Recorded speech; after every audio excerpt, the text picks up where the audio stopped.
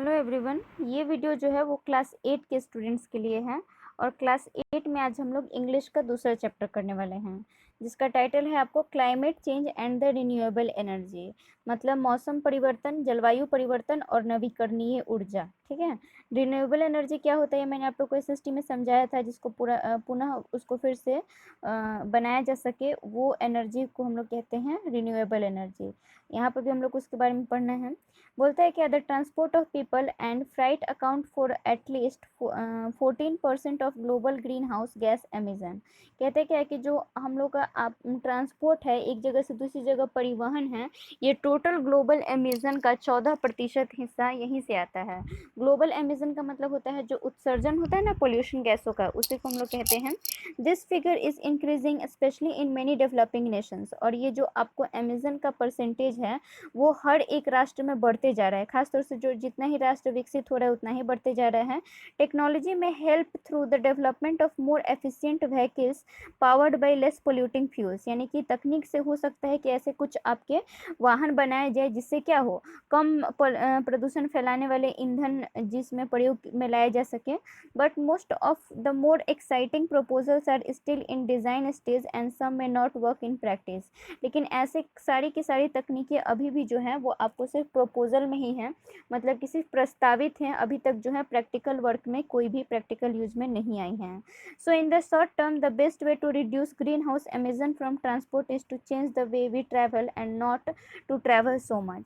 इसीलिए अभी के समय में सबसे बेहतर तरीका ये है ग्रीन हाउस गैस न उत्सर्जित करने का, क्या है कि हम जो हमारे जो परिवहन का तरीका है उसको हम बदलें, या फिर जो है हम आपको उतना ज़्यादा परिवहन ही ना करें।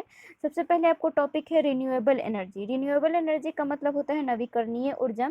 People have harnessing the energy of wind and flowing water to power wind mill and water mill for centuries. देखिए इंसान ने क्या किया है, आपको विंड का या फिर आपको जो विंड का एनर्जी होता है या वाटर का एनर्जी होता है, इसको प्रयोग में लाकर कई शताब्दी पहले से ही इसको प्रयोग में लाना शुरू कर दिया है, विंड मिल बनाना या वाटर मिल बनाना। This technology has now been updated to drive electricity generators. आज इस तकनीक का प्रयोग जो है वो विद्युत उत्पादित करने के लिए भी हो रहा है। जैसे कि आप देखते हो कि डैम्स वगैरह से हाइड्रो इलेक्ट्रिसिटी का निर्माण होता है।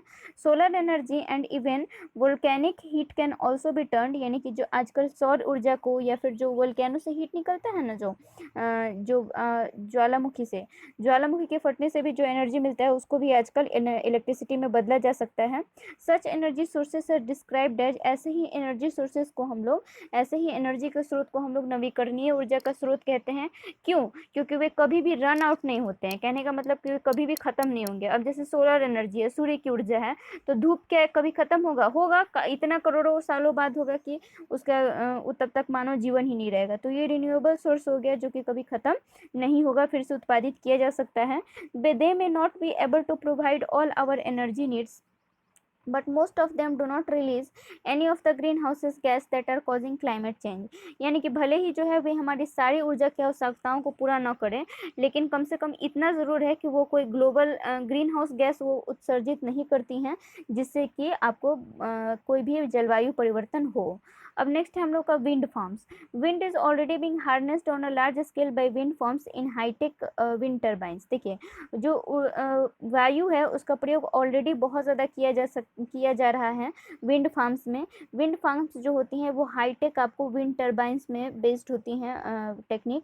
Many are sited on land की इनमें से कितने जो आपके विंड फार्म्स हैं उनको भूमि पर लगाया गया है, कुछ को पहाड़ी एरिया में लगाया गया है। Scenic regions where people resent their impact on the landscape. यानी कि जनरली जो है ये सब आपको जो सुनसान एरिया होता है ना वहाँ पे लगाया जाता है जहाँ से लोगों को दूर रखा जा सके। Offshore wind farm such as this one near Copenhagen Denmark experience stronger more consistent wind and they can be built well away from the land.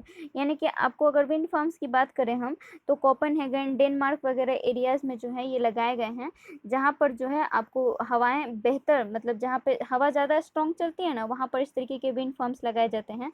जाहिर सी बात है जहाँ जहाँ पर खुला जगह होगा वहीं पे ना हवा ज़्यादा आपको तेज फोर्स दिखा सकेगा अपना, तो ऐसी जगहों पर लगाए जाते हैं। Although they are concern about sea birds being killed by huge rotors, लेकिन इनमें जो है बड़े बड़े रोटर्स लगे होते हैं। रोटर्स होते हैं आपके इनमें लगाए जाने वाले ये पंखी, जिनके कारण कई सारे जो है समुद्री पक्षी मर जाते हैं। The main practical problem is that wind turbines work only when the wind blows, और सबसे बड़ा प्रॉब्लम ये है कि ये तभी काम करते हैं जब आपको हवा चलती है। इसका मतलब ये हुआ कि जब आपको हवा बहुत ज़्यादा धीमी चलेगी तब जो है इनसे उतना ज़्यादा एनर्जी का प्रोडक्शन नहीं हो पाएगा। इसका मतलब कि हमारे लिए क्या होना चाहिए, यहाँ पर एक बैकअप पावर एनर्जी, मतलब कि जब हवा ना ही चले उस समय बैकअप देने के लिए एक जनरेटर सिस्टम होना चाहिए, जिसके लिए हम लोग फॉसिल फ्यूल्स वगैरह का इस्तेमाल करते हैं। इसके अलावा नेक्स्ट हम लोग का सोर्स है रिन्यूएबल, वो है solar power plant. Solar power plant होता है सौर ऊर्जा का जो पावर प्लांट होता है ना, उसको हम लोग बोलते हैं। Most solar power systems are small scale, but a few big power plants have been built in reliably sunny regions such as California and Spain. जितने भी हमारे सोलर पावर प्लांट सिस्टम्स है वे क्या है, छोटे छोटे स्तर पर बनाए गए हैं, लेकिन कुछ जो है वो आपके बड़े स्तर पर बनाए गए हैं ऐसे जगहों पर जहाँ पर जो सनी रीजन है, मतलब जहाँ पर काफ़ी ज़्यादा धूप, हमेशा ही धूप ही रहती है कह सकते हैं। तो ऐसे रीजन है कैलिफोर्निया या फिर स्पेन में। They use mirrors to focus the sun's rays on the tower that collect the heat and use it to run a turbine and generator. यानी कि वहाँ पर जो है बड़े बड़े मिरर्स का यानी कि ऐनक का इस्तेमाल किया जाता है ताकि सूरज की जो किरणें हैं उनको एक जगह पर फोकसित किया जा सके, और फिर जो है उससे जो हीट कलेक्ट हो रहा है उससे टर्बाइन या फिर जनरेटर्स चलाए जा सकें। More efficient power lines may enable such plans to distribute power to cities in less sunny areas.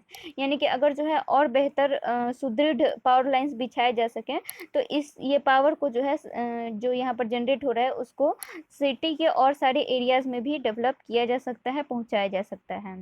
Next है हम लोग का hydroelectric power. Hydroelectric power होता है जल विद्युत शक्ति। Rain water flowing off the land can be used to power turbines linked to electricity generators.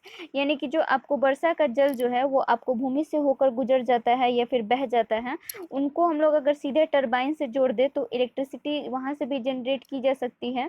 To ensure a steady flow the water is stored, यानी कि आपको पानी का जो बहाव है वो लगातार बना रहे, इसके लिए उनको रिजर्वर में स्टोर किया जाता है। ठीक है, रिजर्वर में उनको जमा किया जाता है।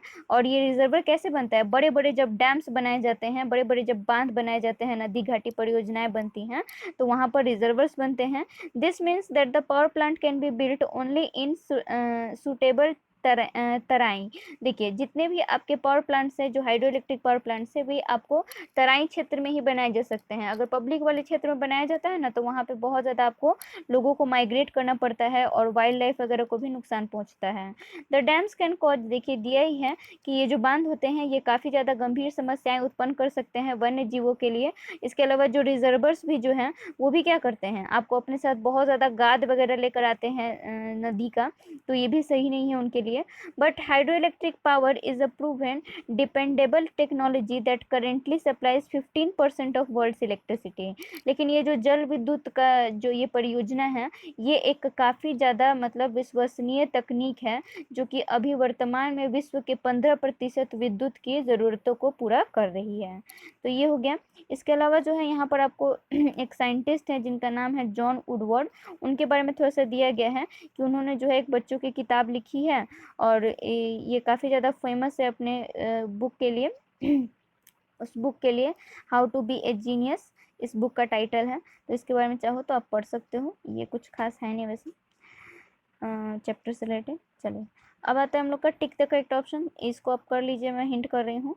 People have been harnessing the energy of wind and flowing water since centuries के आगे टिक कर लीजिए।